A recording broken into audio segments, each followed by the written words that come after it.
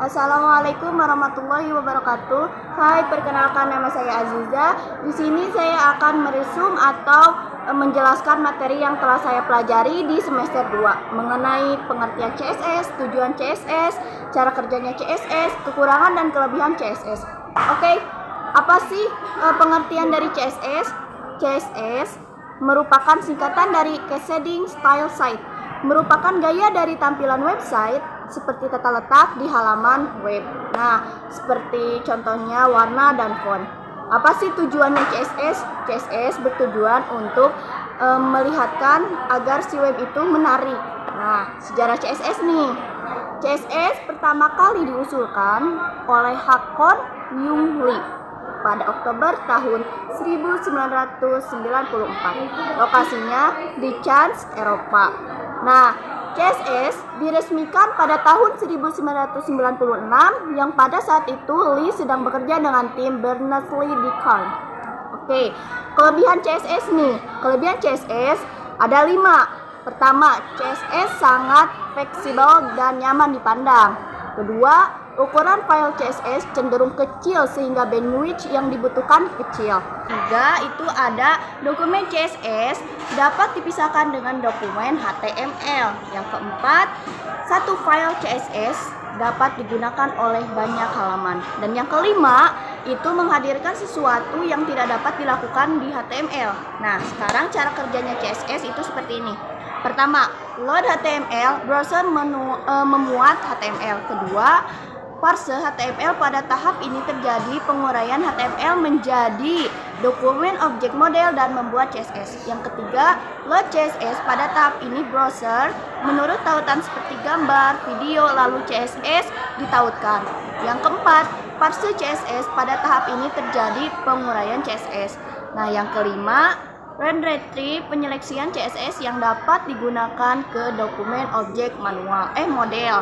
Dan yang keenam, disk file. Setelah semua proses berjalan, proses terakhir ialah CSS dan dokumen objek model akan membentuk tampilan visual sebuah halaman situs yang bertampil di layar monitor. Nah, di sini saya akan menjelaskan tentang selektor. Apa sih yang dimaksud dengan selektor?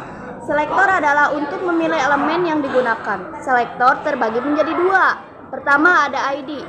ID yaitu penggunaannya terbatas, hanya satu elemen, simbolnya pagar. Nah, yang kedua itu ada kelas. Kelas penggunaannya tidak terbatas, melebihi satu elemen, yaitu simbolnya titik. Nah, pertama, prosedur tentang kelas. Pertama ada link. Link merupakan style pada sebuah link A yang memiliki brief. Kedua, hover. Hover merupakan style ketika cursor, kursor mouse berada di atas sebuah elemen link. Dan yang ketiga ada aktif. Apa yang dimaksud dengan aktif? Aktif itu adalah style ketika sebuah link diklik dalam keadaan dan aktif. Yang keempat adalah visited, merupakan style ketika sebuah link sudah pernah dikunjungi sebelumnya. Nah, seperti menggunakan browser yang sudah ada. Dan yang kelima ada LI dan UL. Selain menjelaskan tentang CSS dan selektor, di sini juga saya akan menjelaskan tentang display. Display terbagi menjadi 4. Ada inline block, ada block, dan ada juga none. Pertama, inline. Inline itu satu elemen yang secara di default tidak menambah garis baru ketika dibuat. Nah, lebar dan tinggi elemennya sebesar konten yang ada di dalamnya. Ketiga, tidak bisa mengatur tinggi dan lebar elemen. Terus, marginnya dan paddingnya hanya memiliki elemen secara horizontal.